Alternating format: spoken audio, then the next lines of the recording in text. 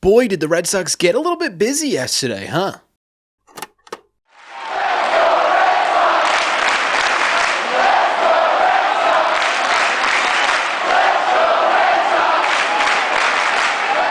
What is going on, everybody? Welcome back to Red Sea Radio. My name is Corbin. Thank you very much for clicking on this video. Two things I want to mention. First and foremost, we are going to be live tonight right here on this channel, 7 p.m. Eastern Time, talking all the latest Red Sox news, reports, rumors. Always a ton of fun. Make sure you guys are there. Second thing is we are still raising money for Movember. Kind of turning into a beard now, but you guys see the mustache still on my face. So if you want to donate, the link will be in the description. Helps a great cause, and one person who donates, if we hit our $3,000 goal, is going to win tickets to opening day. But that's not what we're talking about, is it? We're talking about the Red Sox and how they kind of got wild last night. Some would even say a little bit buck wild last night. I mean, they added 3 pitchers to this 40-man roster. All of them, the Red Sox trying to prevent getting drafted in the Rule 5 draft, which is coming up pretty soon here. Those names are David Sandlin, Shane Drohan, and Tyler Uberstein. Obviously, in order to do that, the Red Sox needed to make 3 spots on the 40-man roster. Well, one of them we know was a DFA of Josh Winkowski. We talked about him in our second video yesterday, but the other 2, they needed spots to be made, and in order to do that, the Red Sox made 2 different trades that I think are going to have a legitimately big impact on either this offseason or the Red Sox season in general. And they said, you know what, we ain't done yet. We need to put one more out there just to make it a nice even number 3. So they ended up making 3 trades last night. And we're going to break down every single one of those in this video. We're going to start kind of going, in my opinion, least notable to most notable. So the first move on this list, and like I just said, in my opinion, the least notable, at least right now, trade that happened yesterday was the Red Sox sending Alex Hoppe to the Mariners in exchange for minor league catcher Luke Haymon. I honestly don't know how many of you guys are going to sit there and go, oh yeah, Alex Hoppe. Obviously, I know that name, right? I think a lot of people are going to sit there and say, Corbin, who the hell is Alex Hoppe? Well, he was a Red Sox prospect who was eligible for the Rule 5 draft that the Red Sox, instead of saving or trying to take a chance on, decided that they were going to move. He was a 26-year-old reliever who had a 4.55 ERA across 61 innings this year. Now, in my opinion, this is actually kind of a smart trade, and it's because the Red Sox, outside of Johan Fran Garcia, have basically, and I mean really, no names, maybe outside of a few maybes in this system that could potentially be even backup catchers at the major league level at any point in their career, right? The Red Sox catching depth, to put it bluntly, is pretty bleak. So anytime you can turn basically somebody who is either going to be lost in the Rule 5 draft or sort of lost in the system into another area of this team where you can create some of this depth, I think it's a really good thing.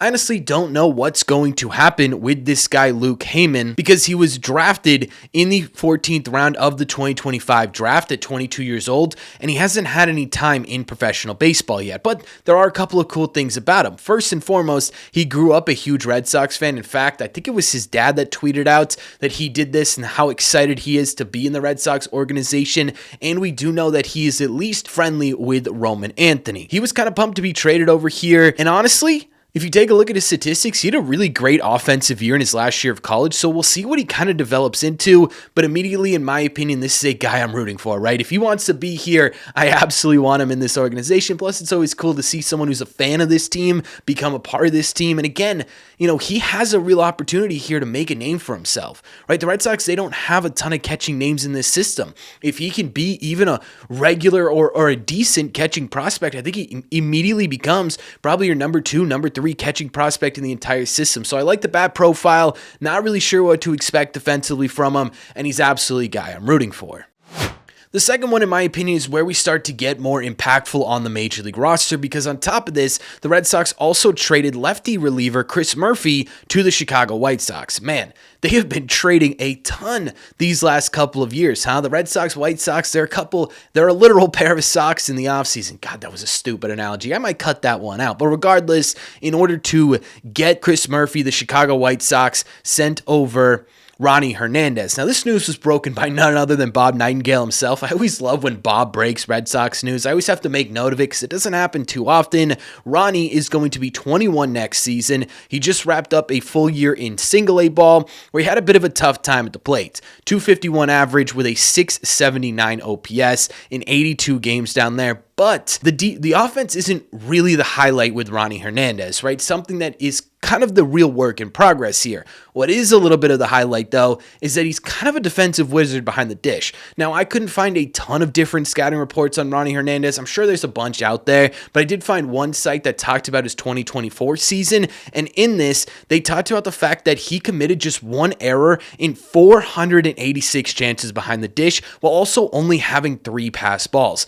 What I'm trying to say here is to kind of summarize that really nicely. He's a brick wall behind the dish, right? He's not going to let anything get by him. He's not going to make a ton of mental mistakes. I really like that when we talk about building catching depth in the Red Sox system. The one sort of defensive negative that needs to be worked on with Ronny Hernandez is at least back in 2024, he's not exactly great at throwing runners out. He had just a 14% caught stealing rate, which was well below the league average at that time. So, there are things that make you sit here and go, okay, you know what, maybe this could be something. There's a lot of things here that make you go, wait a second here, we got to really tweak this and make this work. It's a little bit of a lottery pick, in my opinion, but you did lose Chris Murphy in this deal, and honestly, I'm a little bit upset about this. I really liked Chris Murphy. I thought he could grow into a legitimate medium to higher leverage reliever for the Boston Red Sox. I thought this season he was actually a pretty decent pitcher, right? I mean, it was a 3.12 ERA with a much higher 5.07 FIP due to a super high walk rate, which kind of sunk him this year a bit, but he was super hard to hit. Just a 1.83 whip overall, which for a guy who had a 5.2 walks per 9 is really impressive. Plus, he just seemed like a super easy guy to root for. And the Red Sox are losing all of a sudden some major league left-handed relieving depth, which they didn't have a ton of to begin with, which leads us directly into the last trade the Red Sox made last night. And this, to me, is by far and away the most notable name that's leaving the Boston Red Sox, because the last move the Red Sox made was to trade fan favorite Brennan Bernardino. Now, every time I say that the Red Sox traded or moved a fan favorite, there's always one comment of like, I didn't like this guy, how could he be a fan favorite? Not everyone's going to like everybody, right? But I think a majority of people really like Brennan Bernardino. I mean, his nickname to a lot of Red Sox fans was Everyday Bernie, and was for a really big reason. Even this season, he was an absolutely fantastic pitcher for the Red Sox. He had a 3.14 ERA in 51 2/3 innings. He had a 3.441 FIP and a 1.258 WHIP. That was with an injury, and I think there were a couple of demotions in there as well. I mean, there was quite literally weeks where you saw him every single game. When he was called upon, he was going out there and he was giving them best, and that's a really easy guy to root for. Plus, you consider all of the sort of peripherals that come along with him and the story behind him. It's just he was a super easy guy to root for, and I think a lot of people are going to miss Bernie on this team. Now, where he was traded to was the Colorado Rockies, which feels like kind of the worst possible place for Bernie to go to, right? Feels like pitchers go to die out in Colorado, so I'm really hoping he just sort of survives his time there and can find his way back to a different major league club and become this sort of pitcher that we've seen in a Red Sox uniform over these last couple of seasons. The person he was traded for was a guy by the name of Braiden Ward. Now, he is not a catching prospect, but a utility guy who has played mostly outfield, center, and left with some time at second base as well throughout his career. He is a little bit older, 26 years old, finally made his way up to AAA this season, and after some pretty lackluster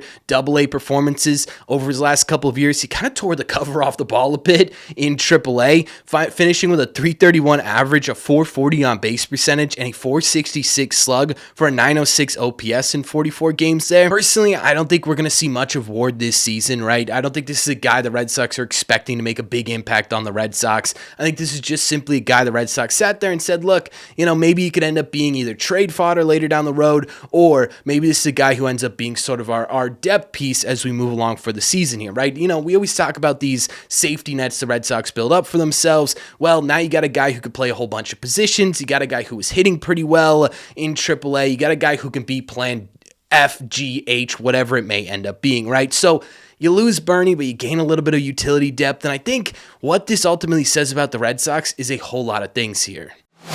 For me, I think the first thing I want to say is I really hope the Red Sox know what they're doing, right? I feel like trading basically the entirety of your left-handed relieving depth outside of Aroldis Chapman, all major league pitchers, by the way, right? Chris Murphy, Brennan Bernardino, you DFA'd Luis Guerrero a couple of weeks ago, then you ended up trading him. You had Josh Winkowski DFA'd today. As much as those guys kind of vary in overall ability to impact the game, they were all major league talents at the end of the day, right? You did add Shane Drohan, Tyler Uberstein, and David Sandlin, but those guys are unproven at the major league level. So to me, it says a couple of things about where the Red Sox are at right now. Number one, I think it indicates that the Red Sox feel really good about where they are in both their major league pitching depth and their pitching pipeline. Yes, you added 3 pitchers yesterday, but again, you let go of 4 major league ready names. They're putting a lot of faith in these young guns really taking a step forward at the major league level or getting to the major league level this season. 2, I think it indicates that the Red Sox are trying to balance out the farm a little bit. We saw them go really heavily on the position side of things when Chaim Bloom was in charge. Then over the last couple of years, we've seen them go really heavily into the pitching side of things with Craig Breslow in here. I think what Breslow's trying to do is start to balance out those scales a little bit, right? You built up the position player pipeline. I mean, you've got some potential superstars on your team right now in terms of your position side of things. You built up the pitching pipeline. Again, you got a couple of potential superstars there as well. Now you need to find a way to even out the scales. If you could do that by starting with the depth on this team, maybe you can sort of build off of that and continue to do that over these next couple of years and really build out this sort of foundationally balanced farm system, which I think ultimately is what every team should strive for. And the third thing here is either the Red Sox are going to be in the market this offseason for at least one big name, big league reliever, or 2, they're planning on getting enough starters to fill out the bullpen with what's left. Again, you traded basically both your other 2 lefties outside of Chapman. Matz and Wilson are free agents right now, so maybe you bring one of those guys back. But as of this moment, right as we're talking right now, your left-handed relieving depth is Tolley, Harrison, Sandoval, and Drohan. Those are the names that are going to be filling in these holes. My guess is, and actually my hope is, I think I should say to be honest with you, is that it's kind of both of these things, right? The Red Sox acquire enough pitching talent where they could kind of push some of this guys who could be legitimate major league starters into this bullpen, which will only make it stronger, right? We talk about Peyton Tolley's potential all the time. Imagine he has the ability to develop his off-speed arsenal at the major league level while also giving the Red Sox the second best fastball in the entire sport here. I think that could be a really positive for both Tolley and the Boston Red Sox, right? So I don't know. I think yes, these aren't like incredibly impactful moves on the surface. Yes, I don't think this is going to be the difference between the Red Sox winning the World Series and the Red Sox being a 78-win team, but I think this is a big indication of where the Red Sox feel as though they're at and where the Red Sox want to go. So I do think these are impactful moves, and I do think these are important moves, and I do think there's the moves everyone should be interested in. I apologize